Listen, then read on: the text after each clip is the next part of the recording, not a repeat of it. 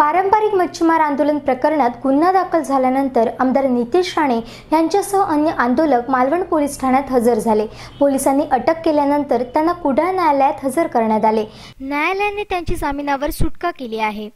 Purse seine मच्छीमारांवर कारवाई होत नसल्याने आमदार नितेश राणे यांनी मालवणातील मत्स्य कार्यालयाला धडक देत अधिकाऱ्यांना जाब विचारला होता।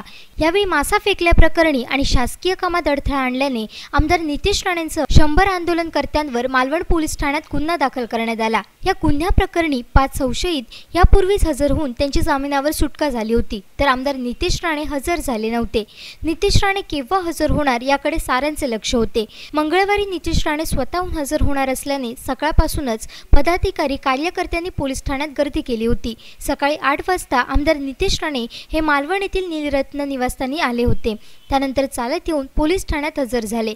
यावेळी कार्यकर्त्यांनी नितेश राणे आगे बढ़ो, हम तुम्हारे साथ है अशा घोषणा देत परिसर दणाणून सोडला। नितेश राणे तुम आगे बढ़ो, हम तुम्हारे साथ हैं। नितेश राणे तुम आगे बढ़ो, नितेश राणे तुम आगे बढ़ो।